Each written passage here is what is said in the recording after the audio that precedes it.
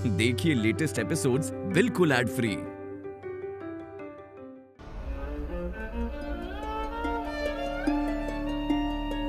हार को गिरवी रखेंगे तो कितने पैसे आएंगे? 80,000 मिल जाएंगे। ये जो आपने गिरवी रख दिया था, आप पहनिए इन्हें।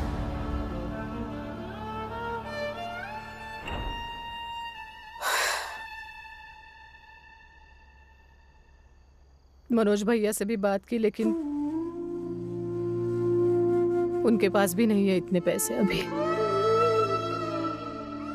किसी और से मांग भी नहीं सकती हूँ, फीस भी लेट नहीं कर सकती हूँ मैं।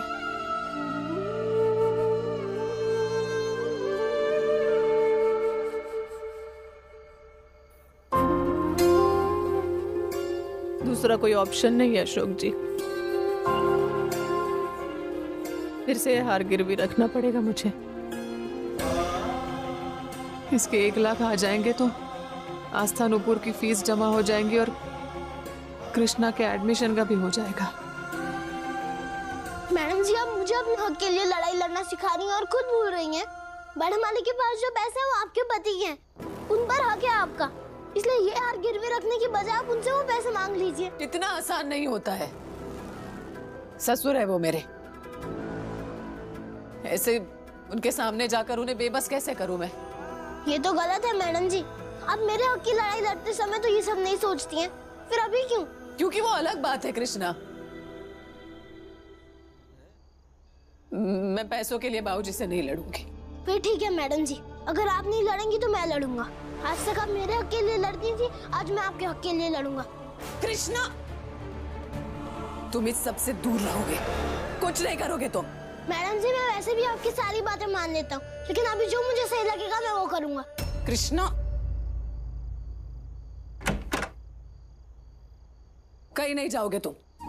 फिर ठीक है मैडम जी, आप भी मेरे लिए लड़ना छोड़ दीजिए और मुझे यहाँ से जाने दीजिए। फिर मैं भी आपके लिए लड़ने की बात नहीं करूंगा। मानेगी मेरी बात? अगर मानेंगी तो मैं यहीं रुकता हूँ, और मैं साइड हटिए और मुझे यहाँ से जाने दीजिए।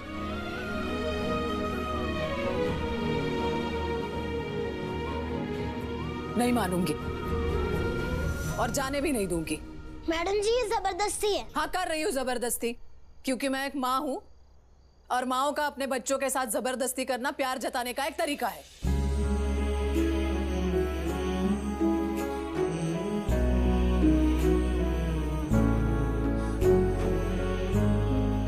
जाओ, जाके सो जाओ, जाओ।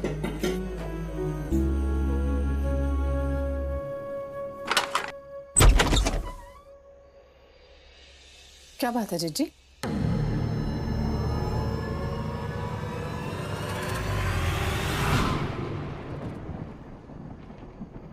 ये क्या कर रही है? मैम साहब, मैडम जी के कहने क्यों ले रही हैं?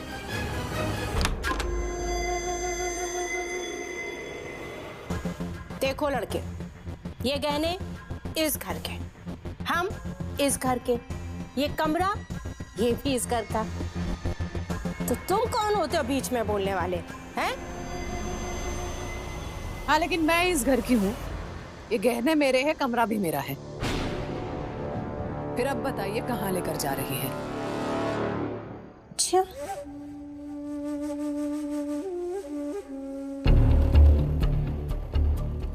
तो फिर सुनो यशोदा रानी, जब तुम्हारी शादी हुई थी ना, तब तुम्हारे माँ बाप की इतनी हैसियत ही नहीं थी कि तुमको इतने सारे गहने लादते और तुम्हारी विदाई करते हैं? अरे गहने तो छोड़ो, तुम्हारे हाथ में एक एकदम पतला सा सोने का छल्ला तक नहीं था। बात कर रही हो तुम इन गहनों की? ये गहने तुमको हमारी अम्मा और हमारे बाबूजी ने दिए, समझी? तो बस बाबूजी ने कहा है कि हम इस घर के मालिक हैं, मुखिया हैं, तो अब ये गहने हमारे पास रहेंगे, तो हम उनको देने के लिए जा रहे हैं। मैम साहब, बड़े मालिक ऐसा नहीं कर सकते। क्यों नहीं कर सकते? वो इस घर के मालिक हैं, इस घर के मुखिया हैं, वो जो चाहें वो कर सकते हैं। तुम ज्यादा पुटर मत बोला करो, समझ में आ रहा है? रुकिए जीजी। अरे यार यशोदा रानी,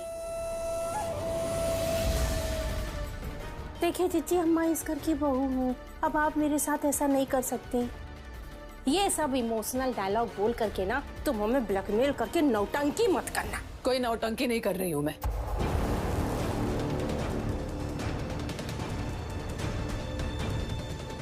खुद जाकर दे दूंगी भाऊजी को। दीजिए। अरे मैडम जी, जब देखो तुम मैडम जी मैडम जी मैडम जी, तो 24 घंटे तुम छल्ले बने घूमते रहते हो तुम अपनी मैडम जी के। और ये कितने मनहूस टाइप के हो तुम कृष्णा। माला के जीवन में आए तो बेचारी अपनी जिंदगी से हाथ धो बैठी। हमारा भाई अशोक जब से तुम्हारे साए में आया है वो अपना घर बार छोड़ के चला गया। और ये यशोदा रानी, तुम्हारे कारण ना हर किसी से लड़ाई लड़ती रहती है जब से तुम उसके जीवन में आए हो।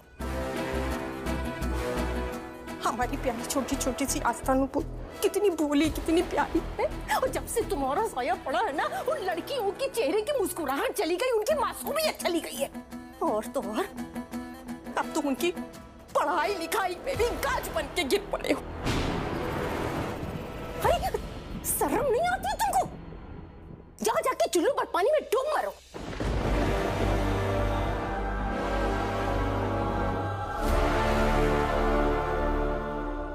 क्या हुआ?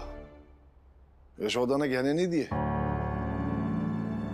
यशोदा खुद आई है अपने गहने लेकर आपके पास।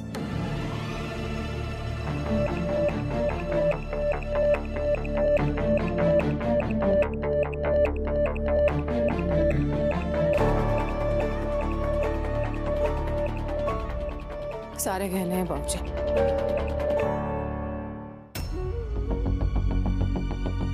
अब भी आपसे प्रार्थना कर रही हूँ कि मेरी बच्चियों की पढ़ाई को इस सब में मत घसीटिए। उनकी फीस दे दीजिए बाबूजी प्लीज। हम जानते हैं बहू कि जब अशोक को पता चलेगा कि हमने तुम्हारे साथ ऐसा व्यवहार किया है तो वो हमें कभी माफ नहीं करेगा। तुम भी हमें माफ नहीं कर पाओगी। तुम क्या, तुम्हारी जगह कोई भी औरत इस घर की बहू होती तो वो हमें माफ नहीं कर पाती। लेकिन तुम हमें कभी माफ मत करना। जिंदगी भर हम तुम्हारे गुनहगार बन के जी लेंगे, लेकिन इस वक्त तुम्हारे खिलाफ खड़ा होना हमारी मजबूरी है। इज्जत, समाज, मान मर्यादा, ऐसी कितनी ही जंजीरों से हम बंधे हुए हैं। तुमने कृष्णा को अपना बेटा बनाया है और यह बात हम जीते जी बर्दाश्त नहीं कर सकते। अगर तुम जिद्दी हो यशोदा तो इतना जान लो, हमसे बड़ा जिद्दी इस घर में कोई भी नहीं है। जिद का मतलब ये नहीं होता कि आप एक ससुर होते हुए अपनी बहू को मजबूर करके उसके सारे गहने ले लेंगे। हमसे ये बर्दाश्त नहीं होता है मालती कि तुम बार बार आकर हमें मर्यादा का ज्ञान दो। बर्दाश्त तो हम भी नहीं कर पा रहे आपकी मनमानियां जो आप हमारी बहू के साथ कर रहे हैं। अम्मा प्लीज इनसे कुछ मत कहिए। मैं आपको गुनहगार मानती ही नहीं हूँ बाबूजी, तो माफ करने का सवाल ही नहीं उठता। अशोक जी के यहाँ ना होते हुए भी आपने मेरे मान सम्मान का ख्याल रखा है हमेशा। बस अभी इतनी प्रार्थना है कि मेरे बच्चों को इस सब में मत लाइए, कम से कम उनकी पढ़ाई को।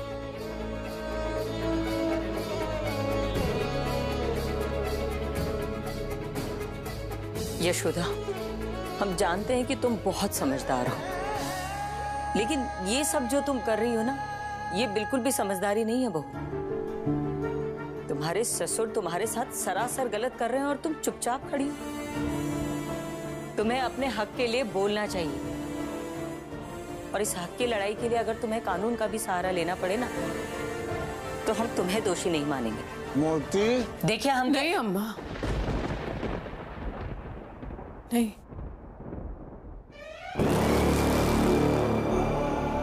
अपने ससुर के साथ ये जो हक की लड़ाई है ना, ये ऐसे नहीं जीतूंगी मैं।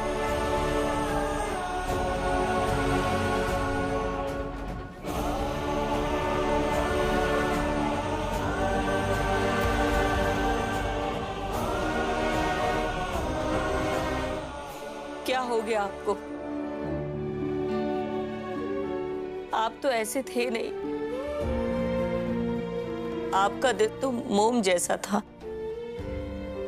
याद है जब हम ब्याह के इस घर में आए थे तो रसोई में काम करते हुए कभी कभी हमारा हाथ कट जाता था और हम रोने लगते थे, तो हमारे साथ साथ आप भी रोते थे। और एक बार जब यशोदा बीमार हो गई थी तो कैसे आपने पूरे घर को अपने सर पर उठा लिया था। क्या नहीं किया आपने अपनी बहू के लिए। और तो और जब कभी किसी को इंजेक्शन लगता था ना तो आपसे वो भी नहीं देखा जाता था, लेकिन आज इतने पत्थर दिल कैसे हो गए आप?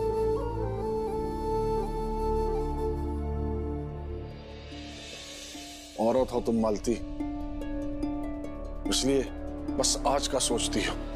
हम मर्द हैं, इसलिए हम कल का भी सोचते हैं। खानदान मर्दों के नाम से जाना जाता है, इसलिए बस वही कर रहे हैं हम। हमारे खानदान पर आज तक कोई दाग नहीं लगा, लेकिन तुम्हारी बहू की वजह से हमारे खानदान की इज्जत, मान मर्यादा, प्रतिष्ठा सब मिट्टी में मिल गई है, और ये हम बर्दाश्त नहीं कर पाएंगे। और जब तक ये ठीक नहीं हो जाता हम चैन से नहीं बैठेंगे। लेकिन इसका कसूरवार आपका बेटा ही है। हो गई उससे गलती। गलती करने का हक मर्दों को है।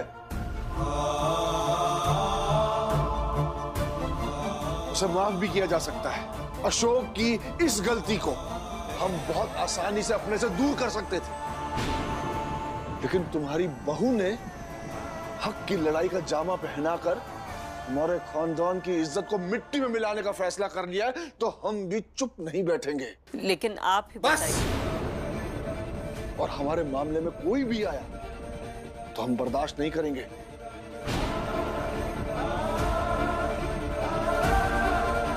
बहुत साल आपके साथ चैन से गुजारे हैं, इसलिए आपसे प्रार्थना करते हैं कि उम्र के इस पड़ाव में आकर आप अपना रिश्ता हमसे खराब ना करें।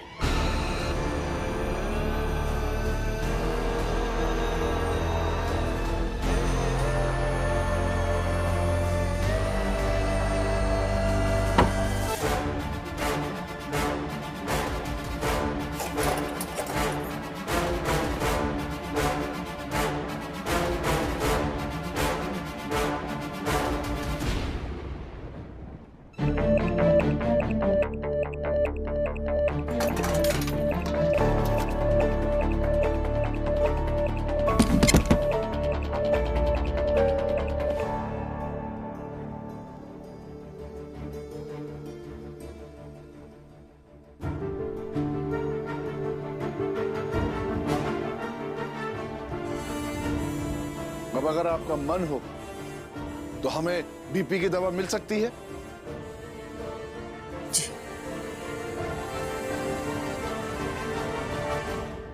अरे मास्टरनी, हम कह रहे हैं बाबूजी ने ना बिल्कुल सही काम किया। भाई के सारे पैसे और यशोदा रानी का सारा सोना चांदी उठा करके लाकर में डाल दिया। बिल्कुल सही किया। जिज्जी वो सब तो ठीक किया है, लेकिन बाबूजी का दिल है, वो कभी भी पसीज सकता है। आप खुद सोचिए, कल को पता चले कि भाभी ने 2-4 बातें बोली और बाबूजी का दिल पसीज गया और बाबूजी ने लॉकर खोलकर सब कुछ भाभी को सौंप दिया। फिर हम क्या करेंगे? बस मुंह खोले देखते रह जाएंगे। मास्टरनी, कितनी भोली हो तुम। हम लोग यहाँ पर घास काटने थोड़ी बैठे हैं। मतलब ये कि यशोदा रानी चाहे एड़ी चोटी का जोर लगा ले, लेकिन बाबूजी को हम पिघलने नहीं देंगे। और मास्टरनी, अगर लगा कि बाबूजी का दिल पसीज रहा है, उनका रुख बदल रहा है कृष्णा और यशोदा के लिए, तो हम दोनों मिल करके फिर से उन दोनों के बीच में आग लगा देंगे। और ऐसी आग जो इस घर में हमेशा फैली रहेगी। उस आग के धुएं में बाबूजी कभी भी कृष्णा में अपने पोते का चेहरा नहीं देख पाएंगे। हाँ जीजी, बाबूजी को कभी भी ना कृष्णा में भाई का चेहरा नहीं दिखाई देगा। जीजी आप एकदम सही कह रही है। और वैसे तो तुम जानती हो कि हमारी आदत नहीं इस बनाने की है? मास्टर ने देखो, हमारी दिली ख्वाहिश है कि इस घर में बारिश आए ना तो बस तुमसे आए। अरे देखो, तुम्हारी बातों में हम भूल गए। यहाँ बैठो, तुम्हारे लिए हम गर्मा गर्म दूध लाए हैं। तुम तो बस बातों में फंसा देती हो हमको। ये लो मास्टर ने दूध पियो। और सुनो, अब ना हमारे भैया अरविंद के ना करीब रहा करो। देखो, अब हम बहुत जल्दी ना मास्टरनी एक छोटा मोटा नन्ना मुन्ना जाना गोलू मोलू अपना भतीजा चाहते हैं। हमको बुआ बुआ बोलेगा। दूध पियो, खूब दूध पियो मास्टरनी। भगवान कसम बता रहे हैं, बच्चा तो तुम्हारा आने नहीं देंगे हम।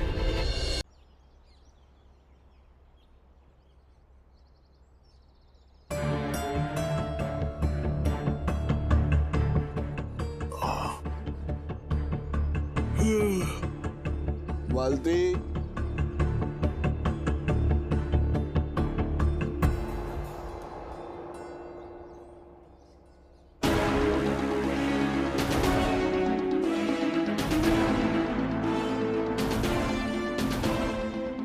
मुझे माफ करना बड़े मालिक।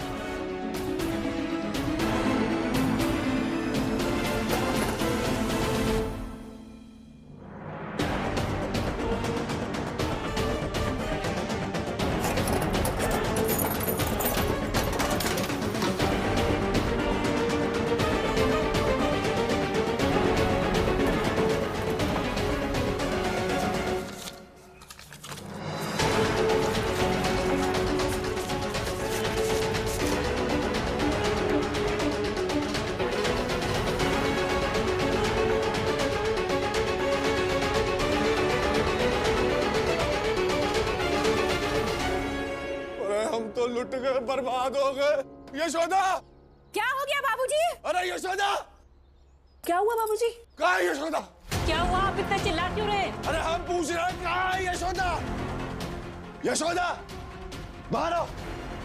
ये देखो तुम्हारे कृष्णा ने क्या किया। क्या हुआ, क्या है बाबूजी? अरे उसने हमारी तिजोरी में से पैसे चुराए। हे भगवान, अब वो लड़का चोरी भी करने लग गया है। बाबूजी, कितने पैसे चुराए उसने? अरे सुनो, अरे ये यशोदा रानी के तो उसमें कितने सारे जेवर रखाए थे अपने लाकर में, वो भी चुरा लिए। अरे जेवर सही सलामत है, लेकिन हमारे 52,000 रुपए कम है। तो बाबूजी हम यहाँ क्या कर रहे हैं? कृष्णा को ढूंढते हैं ना, कहीं वो पैसे लेकर शहर छोड़कर ना भाग जाए। पापा, बाबूजी चलिए चलिए। कहीं भाग कर नहीं गया होगा वो। मैं बताती हूँ। बाबूजी, कृष्णा ने आपके लॉकर से उतना ही पैसा लिया होगा जितनी आस्था नुपुर की फीस है। उससे एक पैसा भी ज्यादा नहीं लिया होगा उसने।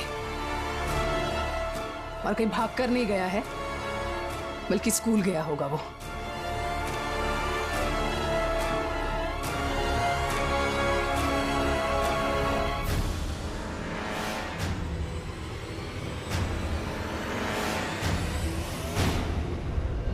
सर, मेरे पास आस्था गुप्ता और नुपुर गुप्ता की स्कूल फीस है।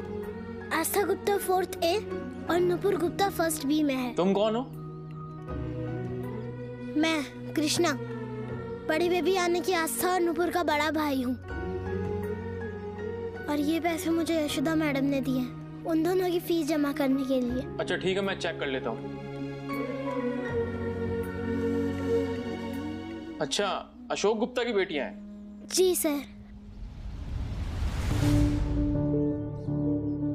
मैं 1 मिनट में आया। अशोक गुप्ता घर छोड़कर चले गए थे ना? वो वापस आए या नहीं? नहीं आए वो घर वापस। तुम्हारे सर जी कहाँ हैं? वो अभी ऑफिस से नहीं आए। जब वो आ जाएंगे तब उन्हें बोल दूंगा कि तुम उन्हें ढूंढ रहे थे। और कृष्णा, ये रिकॉर्ड में तो लिखा है कि तुम्हारा भी एडमिशन यहीं होना था। सारी फॉर्मेलिटीज तो हो चुकी है, बस फीस ड्यू है। नहीं, अब मैं इस स्कूल में नहीं पढ़ूंगा, सिर्फ बड़ी बेबी और नुपुर पढ़ेंगी। आप उनकी फीस जमा कर दीजिए। ठीक है।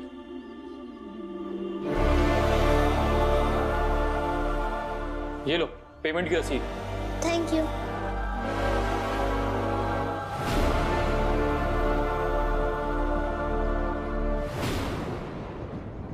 आप परेशान मत होइए, मैं पैसे और कृष्णा दोनों को लेकर आती हूँ। उसने पैसे बाबूजी से मांगे हैं क्या? उसने पैसे चुराए हैं। हाँ, कृष्णा ने पैसे चुराए हैं। कृष्णा चोर है।